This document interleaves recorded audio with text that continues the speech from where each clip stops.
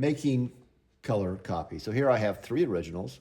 The page 2 is black and white. The other 2 are color. So if I wanted to make an exact copy of this, I could tell the machine full color, but the problem with that is that color costs a little bit more to produce than black and white, and I really don't need it to advance my color meter for a black and white because I only need it in black and white. So if I set it for auto color, I'm going to enlarge this a little bit so you can see.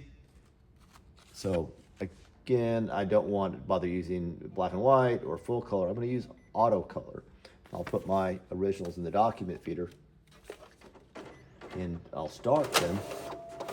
And what's going to happen is when it feeds in the color original, it'll print it on, make a color copy. When it feeds in the black and white original, black and white, and then when it does the color again, it will put it on color. So here I have my finished product, color when it needs to be, black and white when it's supposed to be, and again, color. So that's what auto color works.